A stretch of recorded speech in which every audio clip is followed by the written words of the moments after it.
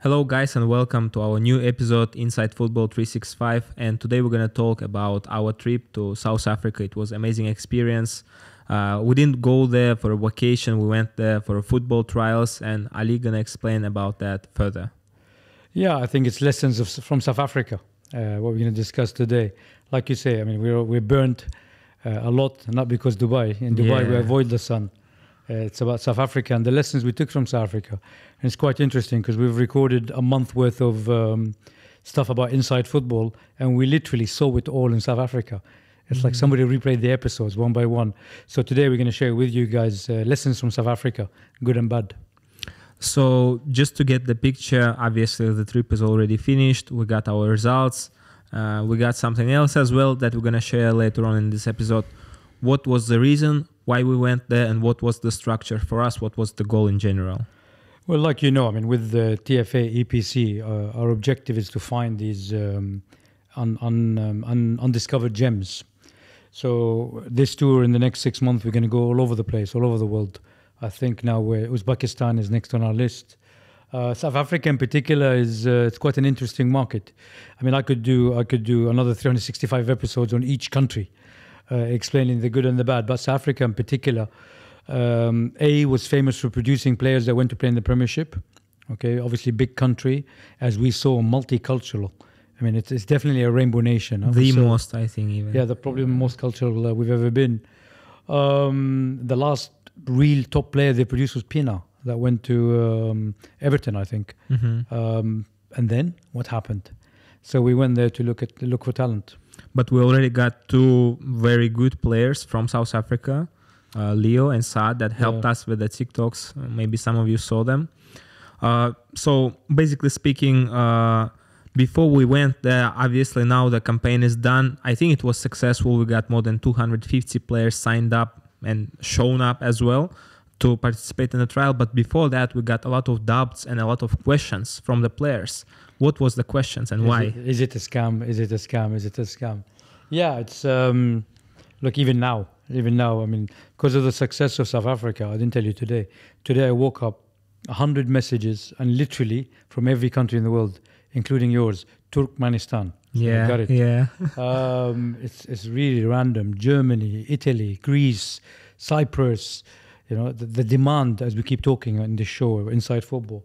But even today, you're having conversations with people. I had a really good player from Morocco, and he finished the conversation by saying to me, okay, I'll come, but I'll bring the money with me in case it's a scam.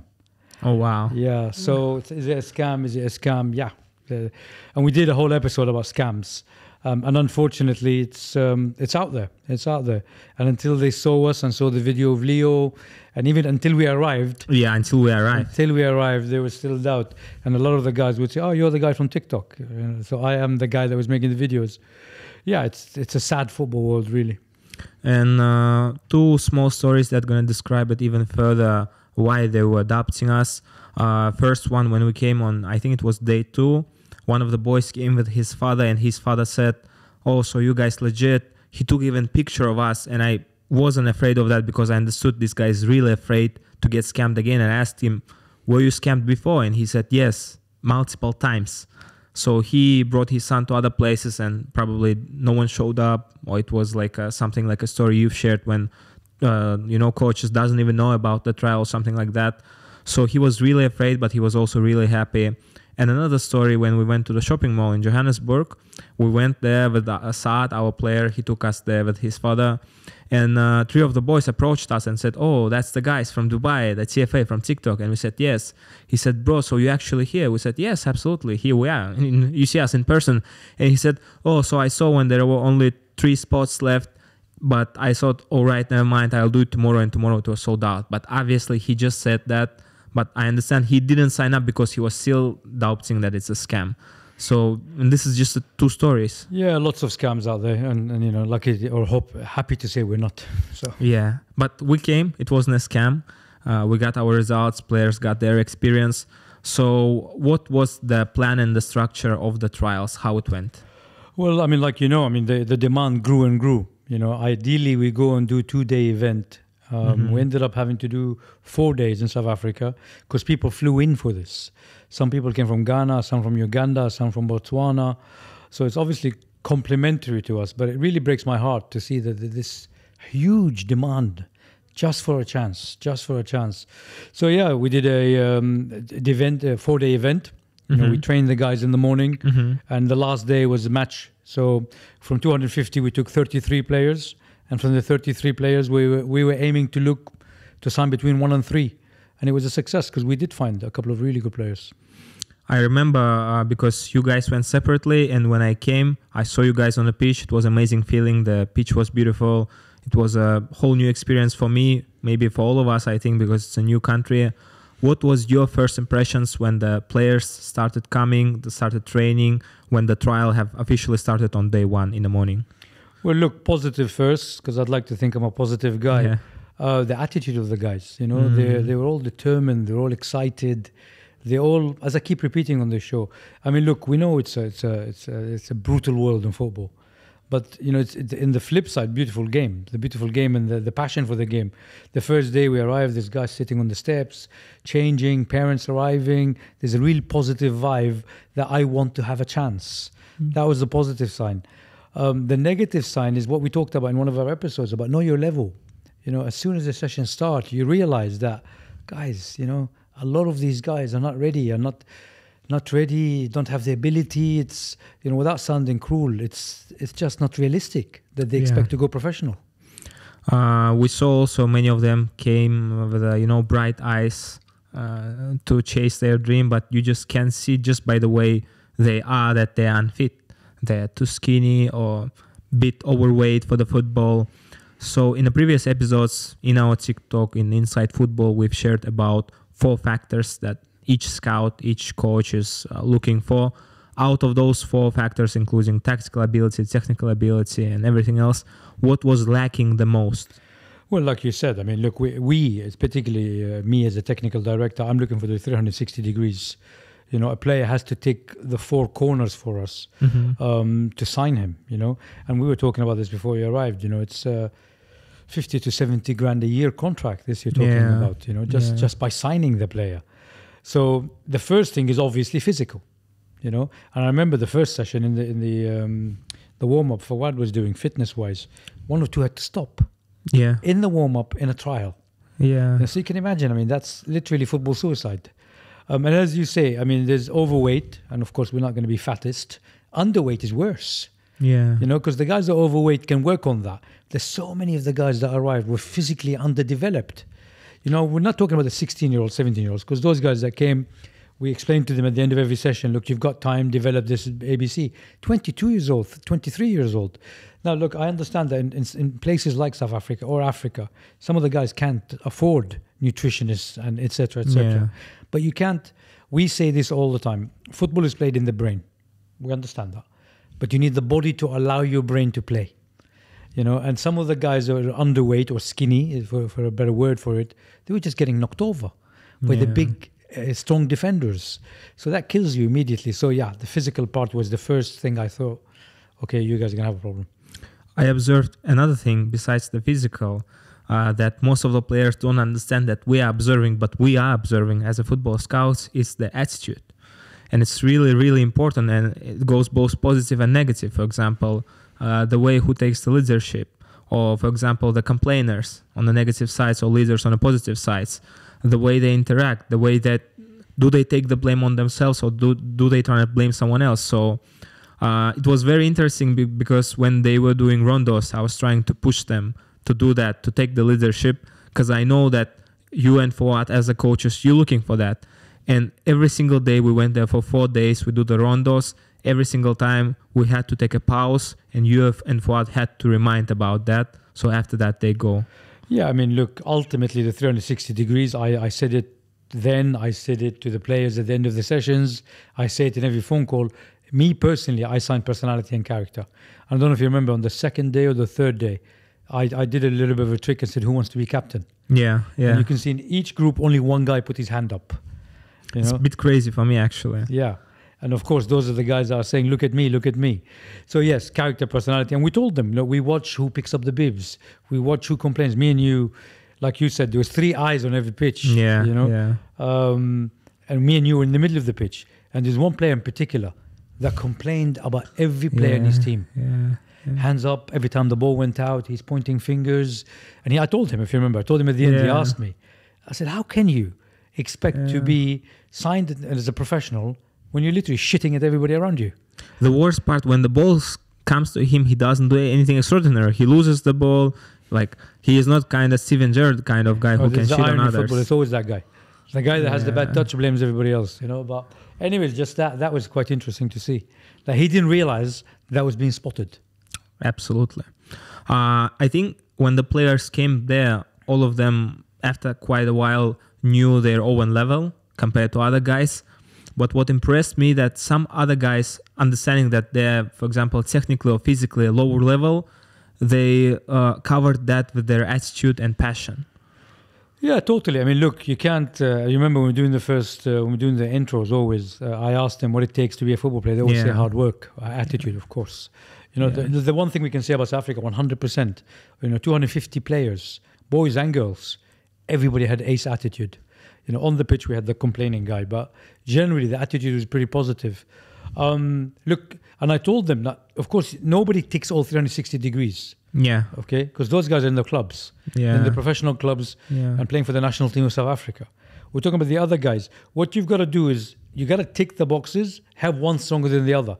So remember, there was one player called Beresi, and I'm sure he'll watch this. He'll remember us, Italian guy, defender. Mm-hmm. He was not physically the best, but attitude and defending and tactical reading was brilliant. And when we spoke to him, he actually messaged me yesterday. He's one of the guys that messaged me. Oh, wow. Yeah, and he said, what shall I do next, coach? I said, get fit. Yeah, but he ticked the 3 boxes so much, you'd ignore the 4th. Yeah. Of course, there is that. The attitude one, no. That's the one, if you don't tick, you're not coming in.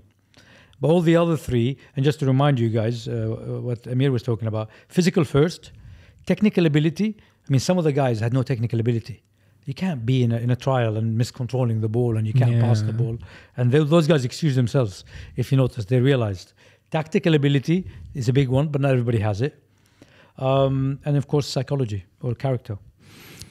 We got 250 players. That's a lot. And we don't need that much. And we can't observe all of them for the game for 125 against 125. So we had to select 22 or 33. We came up with the 33 final players. How you guys as a coaches, you and Fuad, decided who gonna go to these 33? So basically 10% only. Yeah, I mean, you were part of the selection process. It's the guys that tick the boxes most, and different guys tick different things. Some guys were good physically, some guys were good technically, some guys were good in all 3 things. The funny part was, the ironic part is 3 eyes don't see something wrong. Yeah. Quite often, I'd come back with my phone, you'd come back with your phone, and for what, and we had the same guys. Yes. And that's not a coincidence, And as for what kept on telling them, and we told them quite often, this is very important for the audience, we don't have the right to tell you you're not good enough. We don't have the right to tell you you're not going to make it as a football player. What we're saying is, for us, you're not ticking these boxes. And like you said, from 300, even the players knew. Even the players knew he's going to come, he's going to come, he's going to come. So, it's just a selection process. I was very excited and looking forward for the final day, because we obviously selected the best out of the best, if we can say so, at least best out of 250 who came. How you observed this final day? Someone shined more, someone just vanished or faded. Why they did that as well? Yeah, it's quite interesting. Yeah, and that's why we have them play the game. Because a lot of players look good in training, or in a training session, or in a training match, but put the pressure on, and you see the players, and they say pressure makes diamonds. And if you're not a diamond, you crack. And it's ironically, because 2 or 3 of the guys we really liked did nothing, or did not do enough, let's say, in the game. It's interesting. And to go back to what we've been talking about all along, the 2 guys that we selected, one didn't do much. One, Ethan, the right back, we can say. Ethan, and I told Ethan the same thing. Like, he didn't do anything spectacular, but his decision-making was 99% right. And the guy was playing right back. He's not the biggest guy in the world. He's not the oldest player we had. But retention of the ball and playing the ball, and retention of the ball, which shows a very high level of what we call game intelligence or tactical ability. And if you remember, he didn't lose the ball, I don't think. Yeah. I think he got overtaken once and recovered. to do that in a game of selection shows wow ability to handle pressure. Plus, for the right back, the position is quite tight because you are near the line, so you're always like in a corner. Yeah. But he did well.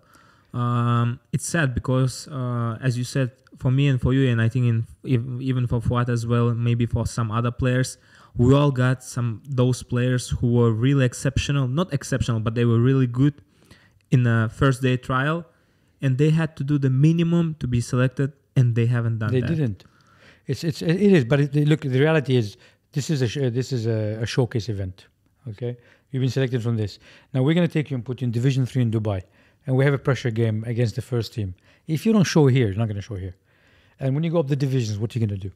So again, but this is again preparation for the boys. You know, even our boys who are in the team.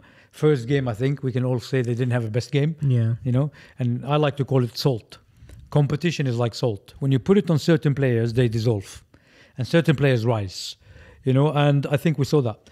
The other guy we selected, Jeremiah, you know, I mean, that was a magical moment he did. Yeah. So we had him in our mind, and we talk about technical ability here, guys.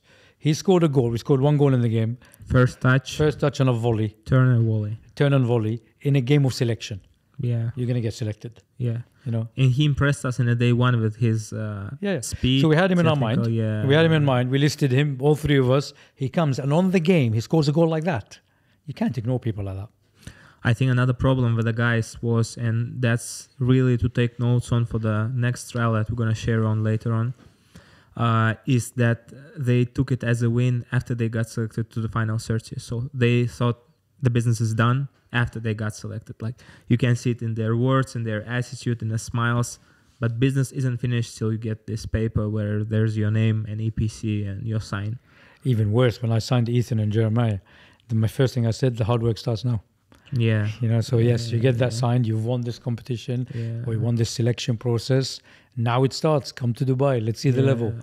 Yeah, look, it's football. It's like that all the time, you know, and it never stops. And Danny talked about in his episode the relentless pressure to always perform. You know, we have to perform in the training session, we have to perform in the match, we have to perform in the gym. And that's a mentality. And that's why people like Danny play for the top clubs and the rest of us don't. It reminds me Neymar a little bit because I'm a big fan of Brazil and I saw that game. Neymar, he switched on, he scored beautiful goal, exceptional goal. This top tier players can score those on those big stages. But it was 90 minutes plus additional time, so it was 15 plus 15. So they scored, they got only 15 minutes left, they got a water break, and Neymar is laughing. They only 1-0 up, he's laughing. He thought the business is done, and then we saw what Croatia did and the penalties and the tears. 117th minute.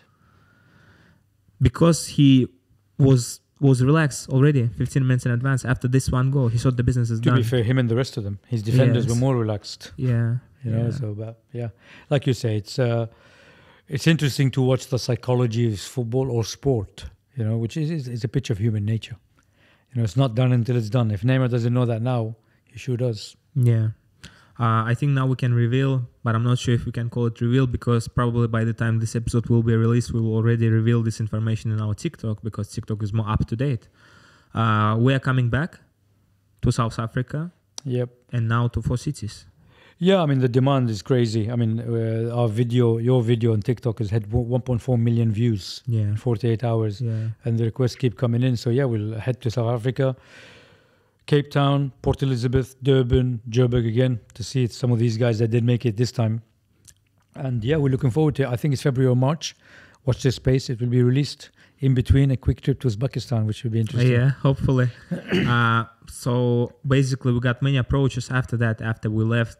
The guys that were selected to the final 30, we approached them again if they want to continue developing. And I think 99.9% of them looking forward to keep developing with us, especially. But for many of them, financial or due to some other reasons, it's hard. So we are coming to them. And the cost, again, is like 10 times cheaper for them. What's your advice how to get ready for next time we are coming to them? Next year? I mean, look, first of all, we need to talk about number 3. So we selected the 2 guys, and we told the final 33 that there's a third player. It's an interesting story. Can you share about that in the background? How we discussed that with the coaches? Should we call his name, or maybe we shouldn't? So we were meant to select 3 players. 2 we were 100% sure of, and 1 we were not sure of. So we discussed, okay, if one of the 2 guys declines the offer for whatever reason, we'll have number 3. So we were discussing, do we tell them number 3 before or wait till after the announcement? And we said, look, it's better to announce the winners first. And number 3, we told the crowd, okay, we'll be 1, 2, and there'll be a 3rd guy. Hang around, and we'll have a chat with you. So we announced number 1 and number 2, and number 3 leaves because he's upset. He didn't even know he's number 3, right? He didn't know, of course he didn't know he's number 3. And he messaged me today, and I was telling you before we started recording. And I said, oh man, you were number 3. He goes, no, I was number 6. I said, no, not the shirt number. You were the 3rd guy we were looking for. Why the hell did you leave? He goes, oh no, coach, I was upset. I mean, it just shows you, we talk about psychology and character, and you get sulky and you leave. He didn't shake our hands. He didn't say thank you, guys. He literally got upset and left. Okay, and with him win the opportunity. And that's the fine margins we talk about. If we didn't send the message and he messaged us back, he's missed his opportunity because he spat his dummy out. No, when we went home and just when we announced the trials, we shake the hands. We went home and we were discussing what to do with the 3rd guy, because now obviously both players signed, so we're all good. But we needed to have this plan B, player number 3. And we said, so what we do? Because he left, what if one of them drops? And we said, no, we're not going to take him because of this attitude. So imagine if one of the players dropped and he got clear opportunity to get signed just because he was upset. He walked away from his contract because he was upset. And he came for day 1, he came for day 3, day 4. He was a great player. Great player. Just because his emotions was driving him. Psychology. You'll hear it on this podcast every episode. And then look what we said to the guys. Look, we come back February, we come back March. You've got to arrive on trial in optimal shape. We told a lot of the guys, and all of them said, yes, I understand, especially the guys who are carrying a bit of weight. Yeah. And as you know me, I'm very direct. They'd come to me and say, what do you think? I said, well, you need to lose the belly. Yeah. What do I think? You're coming for a trial, you're carrying 2-3 kilos more than you should.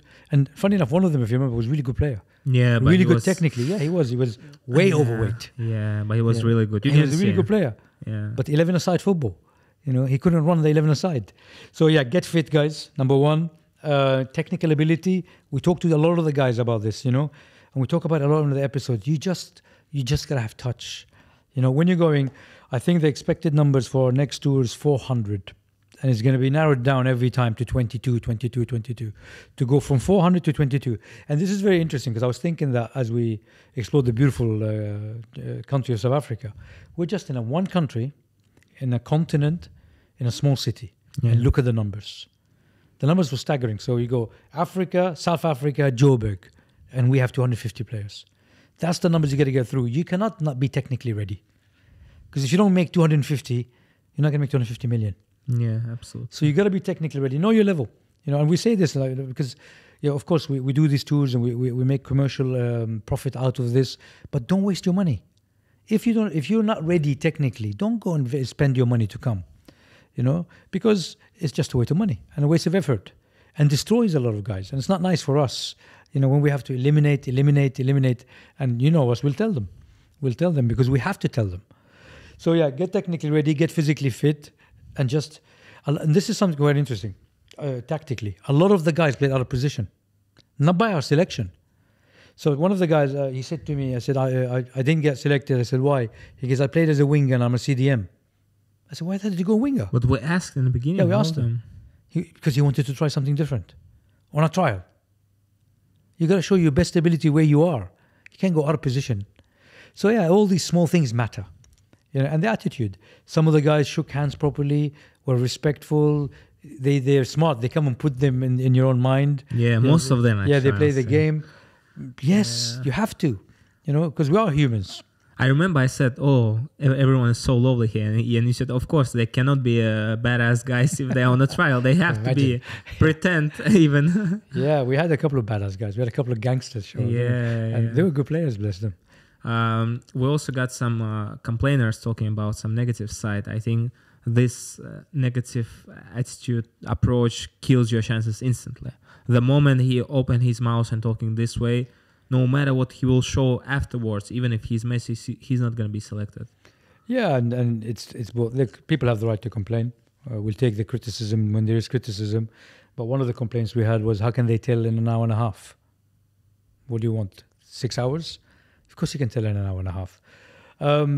Again, accountability. We said that to a lot of the guys. Some of the guys would say in the feedback, I didn't make it because they didn't give me the ball. You can't just say so that, lame. Yeah. I think it's great to wrap up here. Our South Africa trip was definitely a great experience for us as well, as a team, as a coaches, to observe the level and what to improve ourselves. Obviously, next time we will come also even more prepared. So we're not only demanding from their side, we demand from ourselves as well. Yeah, look, we talked about this in the flights or in the airport. We're privileged to go to different parts of the world, meet different people, select people. But we genuinely want to give them feedback. I tell all of them, and this is what I want to finish with this call to action. When you guys come for a trial, of course, the ultimate goal is to get the contract. Yeah. But I said it in every session, just as important is the feedback to how far you really are. Because then you've got 3 options. Continue, quit, or continue and work on those things you need to fix. So you've got to get that done. But don't come on a trial and if you don't get the contract, walk off like number 3. Just work out what's gone wrong. Go to the next trial. You heard me use this strange word I use called stickability. Yeah. That's what makes football players. South Africa is good. We've been there. We're coming there again. I hope all the players took notes from this session, because this stuff that we share now is super exclusive, because I can't imagine any other club going for trial. You are not selected, and then they share why you wasn't selected, what to do next time. They just go silent. And you come again and you don't know what to change. So this is super valuable, in my opinion. This is us unlocking the fucking Da Vinci Code. Yeah. I said in the first episode. Yeah. Okay, you come try, don't select people. Most clubs don't even give you feedback to why you didn't get selected. Yeah. We're giving you feedback on why everybody doesn't get selected. Learn, watch these episodes, go back, attend trials, get it better next time. I remember when we went there, some players, I asked them, so what's the difference between our coaches that came all the way from Dubai and your local coaches? And they said, at least here we feel like we are appreciated. When we came, first thing Fuad asked, what position do you play? So they know, I play this position. The coach will put me in this position because Fuad separated them. Then after the session, we said, anyone can come to the coaches and ask. They don't do that either. So this is super valuable. Now we give value with this episode as well.